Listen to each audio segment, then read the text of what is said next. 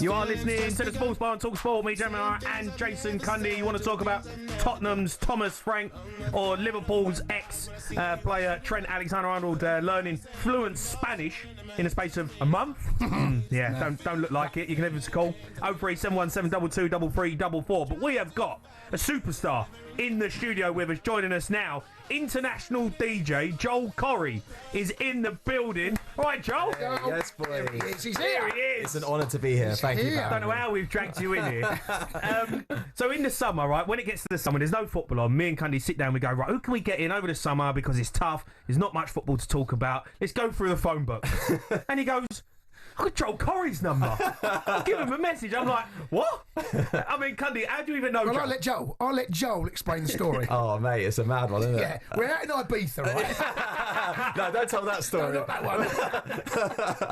one. So I had a single with Tom Grennan called Lionheart. Yeah, great song. A couple of years ago. Yeah, you know that true. one. Yeah, and we did a special England football version of the song because it was the time the World Cup was on, right? Euros. Yeah. And we wanted to add some commentary to the track. So my A&R at the record label was like, let's get Jason Cundy spitting some bars on the track. Why would you ask him? So you're on the track? Well, it never made it, did it? In the end? Of course it didn't. You're rubbish. Of course it didn't make the cut. Right, because they had. So Martin Tyler was doing it. So Martin Tyler was the commentator, right? And I was doing the summary, right? And I don't know why it never made it onto it. Tell us why it was. Was it rubbish? Only that of Atlantic Records. Yeah, that was it. There is a version out there, though. Is there? I've got it on my laptop somewhere. Have you? Yeah. I'd love to hear that. I really liked it. He was Sounds going like in. a tune as well. Yeah. He was like, I think you're proper going in as well. You're like, Kane, Saka, Yeah. he's putting the back of the net. doing the screaming, right? Yeah. Yeah. Oh Could you get that? I mean, 100%. are we allowed to play it out? Why not? Yeah, I can get it for you. I've actually got my laptop with me, so I reckon I can dig it out. Dig it Right. out. Do you know what? There's Before you go, we dig it out. We I'm play going to get it. the laptop out. I'll find it. Mate, that's unbelievable. Yeah. I just couldn't believe it. I never heard because I was just. Because he didn't hear it. Because you weren't on it. You got canned. Atlantic Records were like, nah, who's this geezer? Ain't having him on the track. Terrible stuff. So anyway, it never. But I've never heard it. So I've done the column, but I was literally in a booth on my own, wasn't I? Yeah. And obviously they put it over the top. But there you go. That's it. That's how you know. Spent all morning with him. Yeah. That's amazing. Now, look, I know you from back in the day, and we'll start there because. Look, what you've done now is incredible, right? International DJ, see, you're all over the world. Followed you for ages, mate.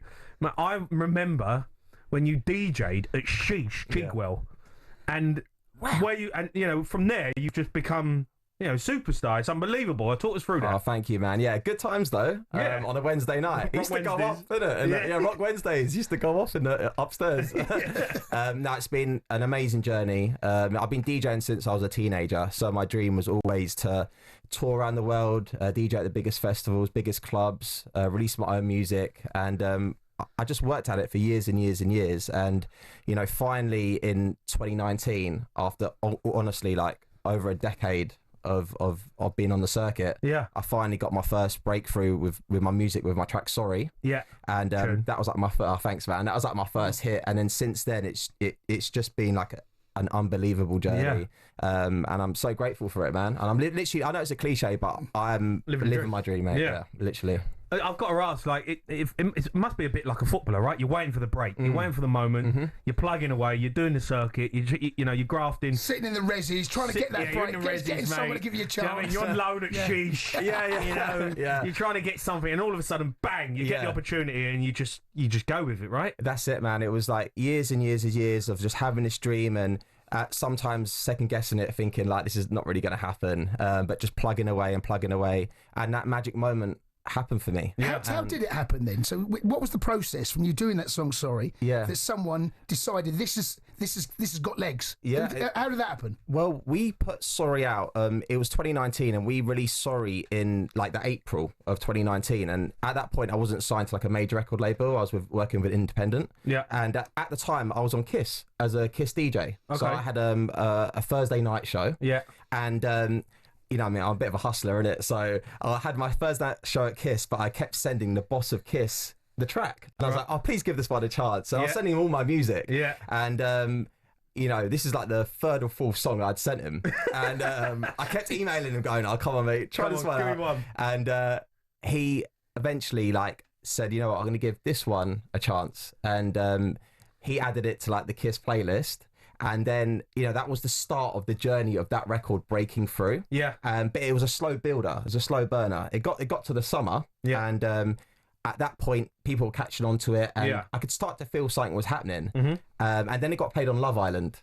At that time, like, Love Island was absolutely popping. Yeah. And it got played on, like, the final. And this was, like, in June or something, right? Yeah. And they played, like, the whole song. And you didn't know that? They're gonna play? No, I didn't know. I was in Zante at the time doing, like, a gig in Zante, right? And my phone just exploded. And I was like, what is going on? Amazing. And everyone was like, they're playing your tune on Love Island. So it became, like, the most Shazam song ever in the UK. It broke the record in 24 hours, right? And then that was, like, a rocket. Yeah. And at that point, that's when Atlantic Records, like, fully came in on it, signed it. Then I signed to Atlantic Records on, like, a long-term deal. Yeah. And then Sorry ended up hitting the charts, you know, ended up being a top 10 multi-platinum record. And then I was ready, though, with the next track, and that was the key. Yeah. I was so ready for the moment. Yeah. I had my next single, Lonely, and we released that one, and it went. And then Head and Heart, that went during COVID as well. Yeah. And that was a #1 single. Amazing. And then that really changed my life, because that was a global hit record. Yeah.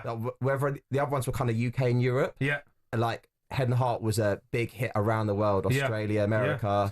You know, and then that, from then on, man, it's just, I've worked with incredible artists. And go on, who have you worked with? Oh my God, mate, I've actually Jason Cundy. How can I forget? You know what? I was gonna say I've got a single with J-Lo out tonight, and then you just reminded me I've done a track with you. J-Lo and Jason Cundy. What a team! No, honestly, from David Guetta, who's obviously one of my idols.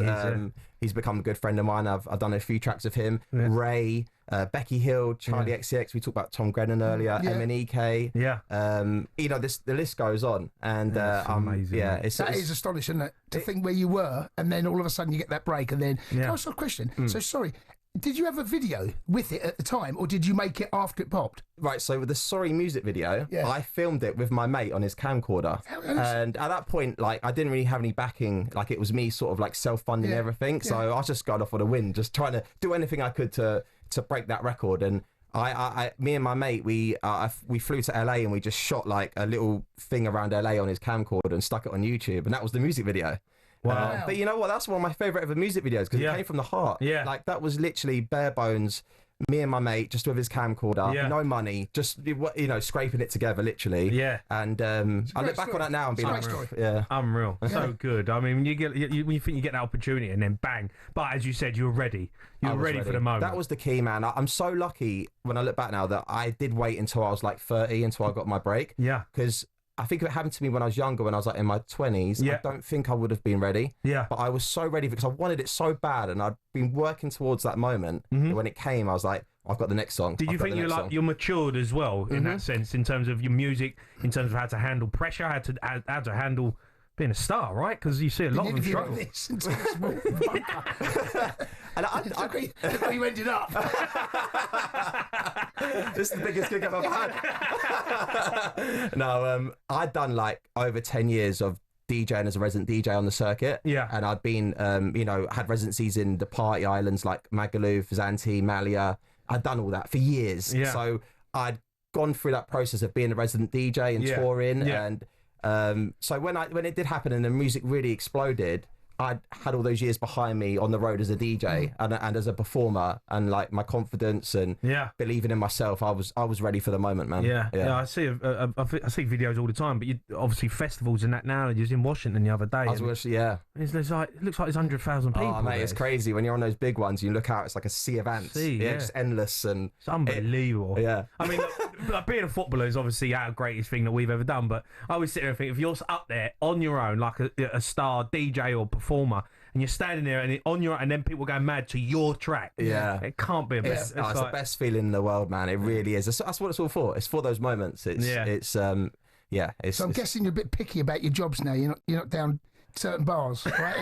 I bet you can be a little bit more picky about the jobs you take. You know what? DJing is my passion, man. Right. And I'll DJ for a packet of Chris down the pub. I really will. Like, I'm happy just to get on the decks wherever I am. Right. And spin some tunes, man. That's what I love to do. Next year. Right.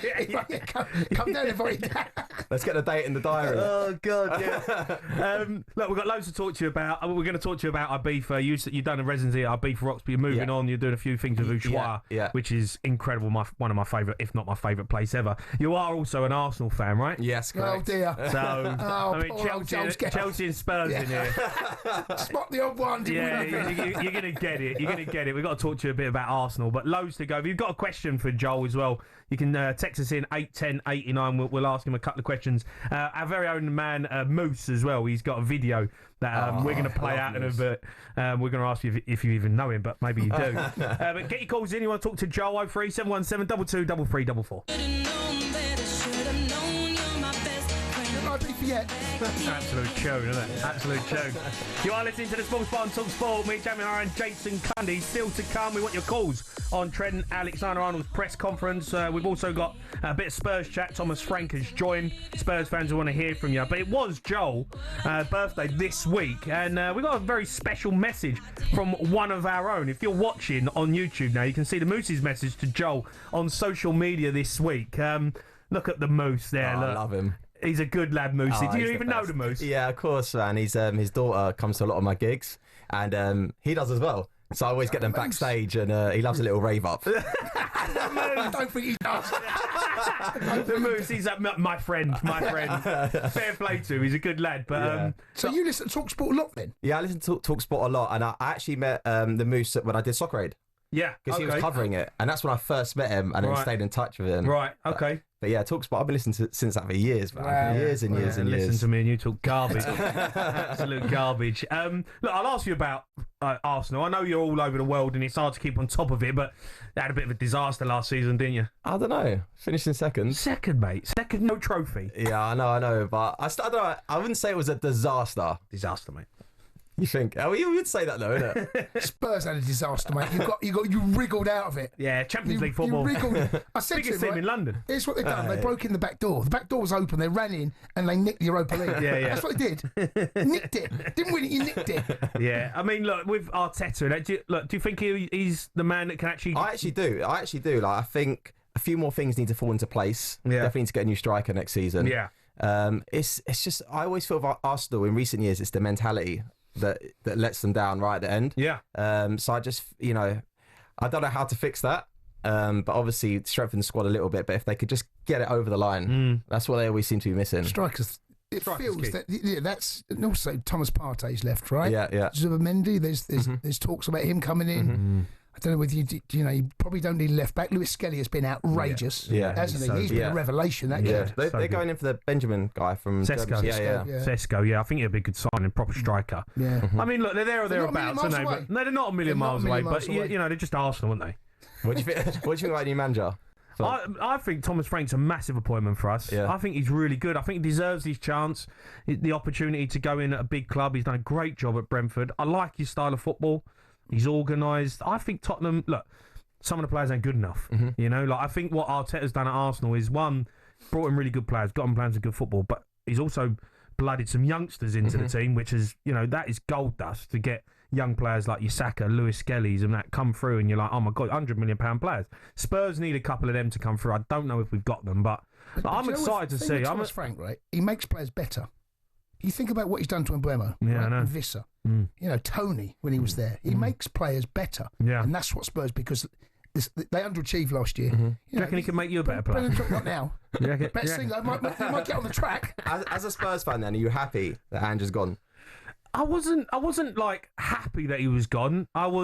He slaughtered him, mate. I dug him out quite a lot last season, but look... Then he apologised. I did apologise, but that's only because he won the trophy, right? It's unbelievable to win a trophy, but, mate, you can't lose 22 games. Do you know what I mean? I don't care. I know everyone says, yeah, but you won a trophy, you got Champions League. Yeah, I get that. We played AZ Alkmaar, we played Bodo Glimt and a terrible Man United side. Right, we won the trophy, fair play. We had the mentality to get it done, and you won a trophy, but... 22 losses. I don't see how he turns that around. I think that's what Spurs looked at and thought, we can't go into next season the same way. It's not good enough. Do you know what, though? Like I said to you earlier, what a time to bring a new manager. It's got Champions League football. There's the draw. Yeah. Thomas Frank cannot believe his luck. Yeah. It's the worst Spurs have finished ever in the Premier League. Yeah. They're in the Champions League. He can't fail. Yeah. He's a bit like Joel Corry. He's got change. I mean, all of a sudden, a tune comes on. He's like, I've got a chance here. What an opportunity. I've been down in the depths here. And all of a sudden, I've got a banger. That's Thomas Frank at Spurs. You know. Look, you do Ibiza, right? Last year, you've been a resident at Ibiza Rocks, right? Yeah, yeah. And that was amazing. Like, I've been there. It's mental. Yeah, it's good fun. I'm going to Ibiza in the morning, and like bringing you in has just made me be like, oh mate, I can't wait. You're buzzing for it now. I'm buzzing. I can't wait to get out. You're flying out there Tuesday, right? So I'm playing at Ushuaia next Wednesday, and my mates all coming out with me. They're all excited as well. Is that the first time you've done Ushuaia? No, I've been playing there for a few years. Oh, right, okay. Supporting David Guetta there, and Tiesto as well. Amazing. And I've had a residency at Ibiza Rocks for like the last 4 years, which has been incredible, and it was so good to kind of have my first residency in Ibiza, something I always dreamed of. Yeah. And this year I'm playing a lot more at Ushuaia for Guetta again and Martin Garrix, and it's going to be an amazing summer, and it kicks off next week. That place is insane. Yeah, right? it's good fun. Yeah, like the laser shows, everything about it. When you walk in, you're like, oh my god, this is just a The production is crazy. Yeah, like and also like when the sun is setting and you're on the decks and it's Ibiza vibes, it's just nothing like it, man. It's the I'm very atmosphere. jealous. Yeah, you got to get out there. I've not been for a couple of years. I don't know whether I'm kind of... Nah, you're never too old. You're never too old for Ibiza. It's what I always say to him. You're never too old. My knee will hold up, mate, when I'm hobbling around the dance floor. Is that the favourite place you've ever been? Like in terms of you being like DJing, where's the place you'd love to be? Ibiza's definitely up there. Has to be. Yeah. I love Miami. Miami I've been Miami. Miami's good fun. Yeah, you'd love it. Yeah. Just a little look. And there's some huge festivals that I play at every year, like Tomorrowland, which is one of the biggest festivals in the world. I'm doing that again this year. I love touring Australia. I always say in the world, the best crowds in the world are the Irish and the Aussies, and I stick by that. Really? And when I tour Australia, like, the Aussies really go for it, just like the Irish. Do they? Yeah. Is there anywhere you haven't, DJ? Do you think that's where I want to... There's one place that I'm dying to do. It's Brazil. Right, okay. Yeah, so that's on my bucket list for sure. South America, like, I want to explore that a little bit more. And I've heard the parties in Brazil really go off. Yeah, I bet it's incredible out there, isn't it? I mean, some of the parties you must have had. Boys trip next year? I mean, sign me up. He needs a stag do. Stag do in Brazil. That sounds dangerous. That does sound dangerous. Look, there's loads of footballers who go Ibiza, they're everywhere. I'm sure you know loads of them, but any of them at your gigs and get them in the mix? I've got a funny story to tell you, actually. Go on. I once gave Phil Jones DJ lessons. Did you? Did you? Did you? Where? What, he asked you? Yeah, he booked it through my agent. No way. Yeah, and I went up to his house and he had like all the decks he'd brought from like, the local DJ shop. Yeah. And I showed him how to like get it all going and play some tunes, and yeah, he's such a legend, by the way. I love Phil Jones. Went out for a steak after. But Did you? Yeah. Do you know I used to have twin decks? I've got DJ sets. My mixes, they're so lumpy. What do you mean? Well, getting the beats to come in at the same time, that is an absolute art. Listen, mate, I'll give you a few lessons. No, you don't want to know. He's already killed one of your tracks. That's to get him off. You don't want to be giving him DJ lessons. He's got two left feet. He's got his laptop. He's got his laptop. I'm going to try and dig it out. He's going to try and dig it out. Yeah. And like footballers, I see loads of footballers. They want to be DJs, don't they? Because it's like, I seen it's like an adrenaline rush. Jack Grealish DJ'd, right? He's spinning some tunes. Yeah. But yeah, man, there's I know a lot of them are out on Ibiza all the time. Yeah, they love it. And they're always down O Beach with Wayne. Yeah. With Wayne. Wayne on the Breakfast Show. I love him. I love him. Don't. He was getting me all sorts of bother. Was it? Yeah. Double dumped. Yeah, he was dumping him left, right, and centre. I was like, no, I can't do it. Get him off. But I think like footballers back in the day used to look at DJ, because we play football. Me and Cundy, you're out on the football pitch, but then when the football ends, you go, what am I going to do next? And I remember doing this gig, right? I done Big Brother. Yeah. And then I come out of Big Brother and I'm scratching around thinking, God, what am I going to do? I'm not going to play football. So maybe I'll try a bit of DJ. Yeah. Right? What's your DJ name? Right?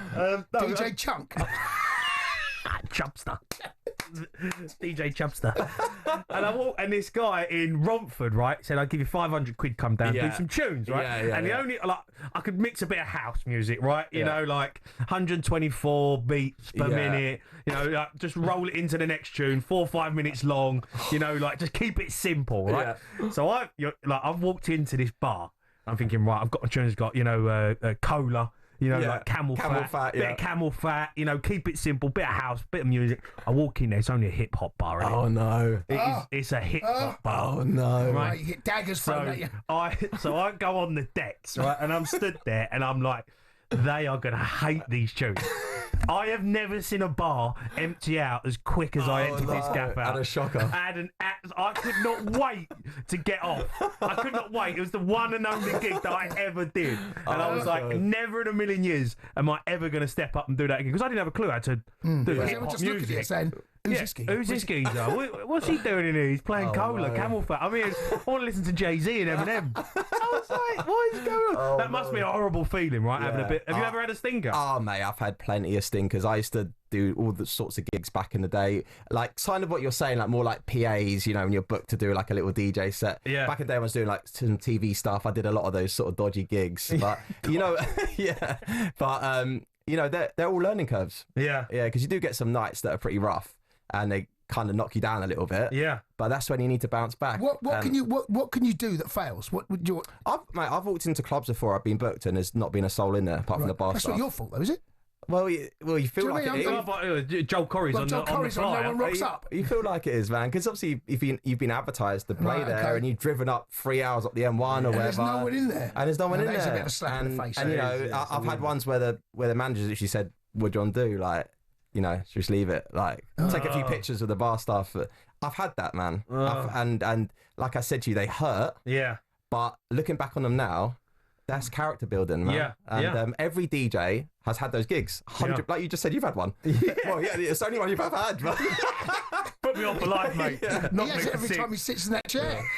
But you know, honestly, when I'm there like playing at like Tomorrowland, the biggest festival in the world, you know, that stuff's still in the back of my mind. It's like gone from those sort of gigs to this. It's the journey, Everyone knows who Joel Corry is now, isn't it? Yeah, I mean, if you're rocking up, you're getting Joel Corry's there, you're buying a ticket, aren't you? Festivals now become massive, right? Yeah, yeah. Like, I feel like in England now, the clubs are dying a little 100%, bit. Yeah. The UK club culture's not in a good place. No. And especially like somewhat the more sort of commercial clubs and bars, they seem to be all dead now. Yeah. Now it's more about festivals and the more sort of underground rave scene. Yeah. But definitely that sort of middle of the road UK club scene is just, I don't know what's happened, man. Because in other places in the world, right? Yeah. It feels like it's too expensive. Yeah. My missus does festivals and just doesn't, you know, gets the staff all over the country and they're like flying, like massive, the festivals. And I just think, pay £40 for a ticket and you go there all day. Yeah. And you get 3 or 4 massive DJs. Yeah. It's great fun, you know? Yeah. And now people are not so much going out on the normal Friday, Saturday nights to the local bars. They're staying in and waiting for those events.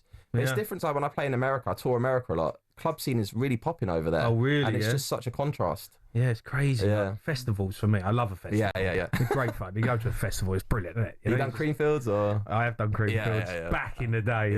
Spent youth. In my spent youth, I've got a story for you. I'll tell you in the break, but it's not one for air. Creamfields is a banger, but I'll talk to you about some festivals. We've got a couple of messages as well. I'm going to read them out after the break. Get your calls in as well. You want to speak to Joel Corry? 03 717 22 3344.